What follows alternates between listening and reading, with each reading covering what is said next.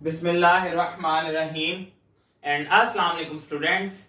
Hope you all are fine and taking my lectures. So students, जैसा कि आप जानते हैं चैप्टर नंबर 8 हमारा कंटिन्यू है और आज उसके अंदर हमने बहुत इंपॉर्टेंट एक रूल को डिस्कस करना है which is called Markovnikov's rule. ये हमारा लेक्चर नंबर 21 है चैप्टर 8 का अल्हम्दुलिल्लाह. सो Markovnikov's रूल बेसिकली क्या है, इसकी डेफिनेशन आपके सामने लिखी है. पहले डेफिनेशन को समझते हैं, देन एग्जांपल को डिस्कस करेंगे. और स्टूडेंट्स ये बहुत इंपॉर्टेंट है, ये पढ़ने के बाद आपको अंदाजा हो जाएगा कि इसकी इंपॉर्टेंस क्या है. सो देखें, लिखता है if unsymmetrical reagent is added to an unsymmetrical alkene. पहले इतनी बात समझ लेते हैं कि इसमें कहता है एक अनसिमेट्रिकल रिएजेंट जो है वो अनसिमेट्रिकल अल्कीन के अंदर ऐड हो रहा है. तो स्टूडेंट्स अनसिमेट्रिकल रिएजेंट क्या होता है? कोई भी ऐसा रिएजेंट जिसके अंदर स्टूडेंट्स पॉजिटिव और नेगेटिव पार्ट हो, जस्ट उसको हम कहते हैं अनसिमेट्रिकल रिएजेंट. इस तरह का रिएक्टिंग एजेंट जिसके अंदर एक एंड नेगेटिव हो और एक एंड पॉजिटिव हो, उसको हम अनसिमेट्रिकल रिएजेंट कहते हैं. कहता है is added to unsymmetrical alkene. तो स्टूडेंट्स अल्कीन में ई शो कर रहा है double bond between two carbon atoms. और अनसिमेट्रिकल का मतलब क्या है कि जो डबल बॉन्ड है इसकी बाकी साइड्स पर हमारे पास number of carbon atoms equal ना होंगे. ठीक है, जैसे कि आप देखें तो स्टूडेंट्स ये डबल बॉन्ड है, डबल बॉन्ड की इस साइड पर 1, 2 और 3 कार्बन एटम है, जबकि इस साइड पर 1 और 2 है. तो डबल बॉन्ड की दोनों साइड्स पर अगर तो same number of carbon atoms मौजूद हैं तो वो सिमेट्रिकल रिएजेंट होता है. But we are talking about unsymmetrical reagent और ये रूल्स भी सिर्फ अनसिमेट्रिकल रिएजेंट्स के लिए ही बना है. अनसिमेट्रिकल रिएजेंट्स क्या है? जब डबल बॉन्ड की दोनों साइड्स पर नंबर ऑफ कार्बन एटम की तादाद सेम ना हो. ठीक है, जैसे कि प्रोपाइन है, ये एक अनसिमेट्रिकल रिएजेंट है. जैसे कि 1 ब्यूटीन हो जाए, सॉरी प्रोपाइन को नहीं, यहां पे हम प्रोपीन लेंगे. ठीक है, और उसके अलावा अगर 1 ब्यूटीन हो जाए, ठीक है, 1 ब्यूटीन क्या होगा कि ये देखें, ये डबल बॉन्ड, एक कार्बन, बाकी 2, 3, 4. ब्यूटीन में 4 कार्बन एटम होते हैं. 1 ब्यूटीन का मतलब टर्मिनल कार्बन के साथ डबल बॉन्ड मौजूद है, बाकी ये 3 तो अगेन डबल बॉन्ड की आइदर साइड्स पर same number of carbon atom मौजूद नहीं है. तो इसको हम क्या कहते हैं स्टूडेंट्स? Unsymmetrical alkene. तो अब हम बात कर रहे थे कि हमारे पास एक अनसिमेट्रिकल रिएजेंट है जो कि अनसिमेट्रिकल अल्कीन में ऐड होने जा रहा है. तो उसमें रूल क्या होगा? कहते हैं the negative part of the unsymmetrical reagent, reagent का स्टूडेंट्स जो नेगेटिव पार्ट होगा, कहता है of the reagent will attach to the carbon. कौन से कार्बन पे? कॉन्स्टिट्यूटिंग डबल बॉन्ड, एक condition, and have least number of hydrogen atoms. ठीक है, कि अब ये देखें आप, अगेन मैं पूरी बात कर रहा हूं कि हमारे पास एक अनसिमेट्रिकल रिएजेंट है जिसको हमने अनसिमेट्रिकल अल्कीन में ऐड करना है. तो अब वो कहता है कि वो जो अनसिमेट्रिकल रिएजेंट है उसका जो नेगेटिव पार्ट है, वो नेगेटिव पार्ट उस कार्बन के साथ जाकर अटैच होगा. स्टूडेंट एक बात तो जिस कार्बन में डबल बॉन्ड मौजूद हो, और दूसरी बात उस कार्बन के साथ least number of hydrogen atoms मौजूद हों.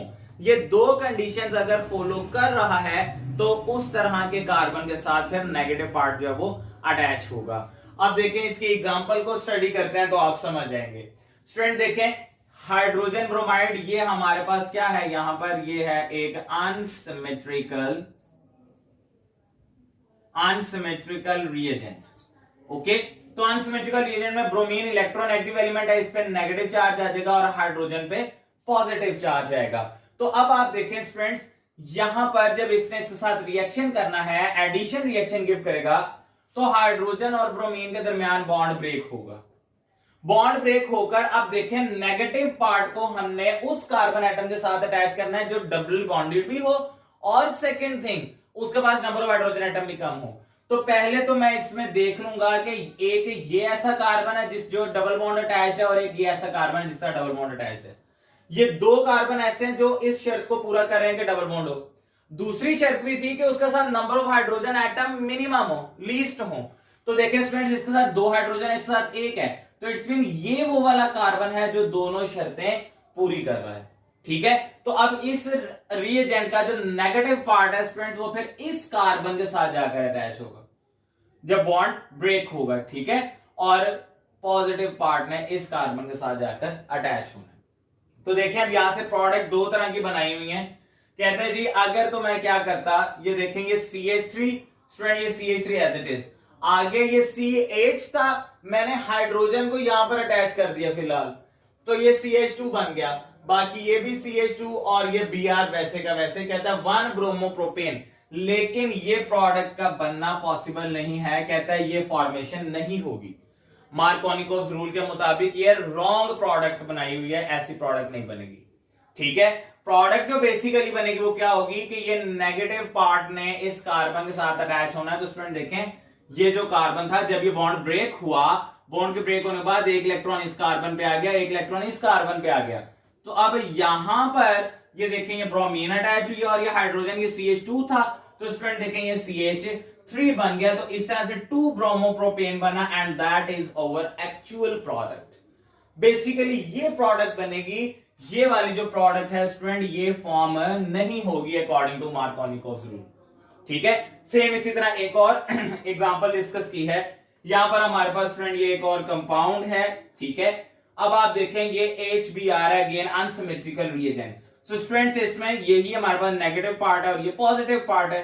तो अब आप देख लें पहले ही कि यहां पर ये ऐसा कार्बन है कि एक तो ये डबली बॉन्डेड है और दूसरी बात इसके साथ हाइड्रोजन एटम है ही नहीं, यानी कि वाकई लीस्ट हो गए। तो अब ब्रोमीन जो है स्टूडेंट्स वो इस कार्बन के साथ अटैच होगा और जो हाइड्रोजन है वो इस कार्बन के साथ अटैच होगा when bond breaks and addition reaction would takes place. तो अब आप देखें यहां पर पहले मैंने ये प्रोडक्ट बनाई, तो स्टूडेंट देखें इस कार्बन के साथ कोई हाइड्रोजन नहीं है, यहां पर इसके साथ हाइड्रोजन अटैच कर दी और ब्रोमीन को यहां पर, तो ये प्रोडक्ट अगेन जो है हमारे पास ये according to Markovnikov rule form नहीं होगी। ठीक है, जो प्रोडक्ट फॉर्म होगी वो बेसिकली ये है कि आप देखें ये CH3 स्टूडेंट ये लिख दिया, ये वाला CH3 ये लिख दिया, ये वाला कार्बन ये लिख दिया और ये CH2 था। जब बॉन्ड ब्रेक होगा तो स्टूडेंट ये हाइड्रोजन इसके साथ ऐड होगा, देखेंगे भी CH3 बन गया और जो ब्रोमीन है वो इसी कार्बन के साथ मैंने अब अटैच किया। तो ये एक्चुअल प्रोडक्ट है हमारे पास जो कि बनेगी। ठीक है, अकॉर्डिंग टू मार्कोनिकोव रूल। तो ये एक बहुत इंपॉर्टेंट रूल था हमारे पास स्टूडेंट, जिसको स्टडी करना बहुत जरूरी है। ये आपके अल्कीन्स वाले रिएक्शन में ही इस्तेमाल होगा आगे। ठीक है, उम्मीद है आपको समझ आ गई होगी। अगर इसमें कोई क्वेश्चन हो तो आप कमेंट सेक्शन में पूछ सकते हैं। Thank you so much.